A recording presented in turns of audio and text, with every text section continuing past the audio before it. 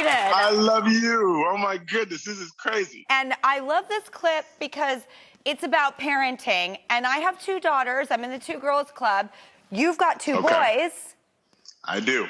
Are you a strict parent? In between, you know what I'm saying? You try to have boundaries. I love the idea of being able to have a friendship just as long as he understands that, like, you have to do what I tell you to do. Like, me and you are buddies as long as you obey me. But I think the important thing is that you want your kids to do what you want them to do for their well-being and out of love and not out of fear. That's a very good differentiator. Yeah. Is it true that your beautiful wife, who I love your love story with her, how you were college sweethearts, and then there's the famous story of you like running in a suit next to her. It seems like something out of a movie when you realized like you wanted her back. Is that true? That's totally true. But Ryan Michelle Bathe and I go back to freshman year of college, where we lived in the same dorm and we did our first play together. And we found out that we were both from St. Louis and we were both born in the same hospital, but we had to go 2,000 miles away to find each other. And we dated on and off like many young lovers can. And after 3.5 years being out of each other's lives, I realized, like, oh my goodness, this woman who I thought was crazy was not crazy. She was just awesome. And I wasn't able to understand just how awesome she was until she was out of my life. And so I found her and she was exercising and I was wearing like dress clothes and like, dress shoes. And she says, well, Sterling, I can't talk right now. I'm going for a jog. If you want to come with me, you can. And so she had me jogging like in my suit and dress shoes, just like running next to her while she's in her athleisure wear. I said, I think you're the love of my life. And she goes, really, Sterling? She's running. Really? Is that what you think? And I said, yeah, I think so. And she goes, well, I guess you're the love of my life too. And then here we are, married 16 years next month.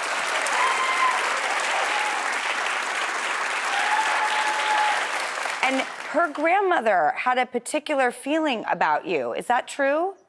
When we first got together, we had the most amazing 10 days that 2 people who were in love have ever had in the history of love. And then after 10 days, my wife stopped talking to me.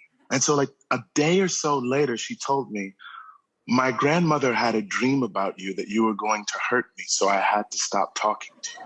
I was like, sister, I said, we 21 years old. Your grandmama had a dream, and so you gonna stop talking to your boy?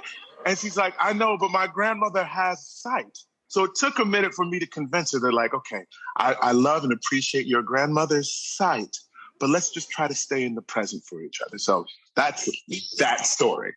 But you're so heartfelt and you're such a thoughtful person, and I'm hanging on your every word as if I am watching your life like a movie, but it is your real life and you are this person. And I'm excited to talk to you today about this incredible endeavor that is so meaningful. It's important to you. It's talking about cancer prevention and how people with cancer can find a support group when they're going through the most difficult thing. And how did you get involved with this? And I know it's personal for you, so will you tell us about it? So 2004, I had an uncle. My Uncle Sonny passed away from cancer, and he passed away almost 6 months to the day of his diagnosis. It took him fast. It was gut-wrenching for my family. So this program that I'm a part of, Survivorship Today, and you can check it out at survivorshiptoday.com, did it with Bristol Myers Squibb. Yep. And it's about living long-term with cancer and what your life is now like as opposed to what it was before.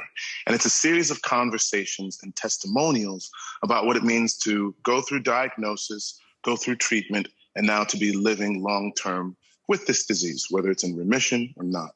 So first and foremost, it's for people who have a cancer diagnosis, who are interested in what it's like and what other people have gone through, and to hear their testimonial about coming through on the other side. So that's why I got involved, and that's why I think it's important. And the website, may I say, is very robust. Thank you, Drew. Thank you. Thank you for giving that outreach and connection to something that is so ubiquitous.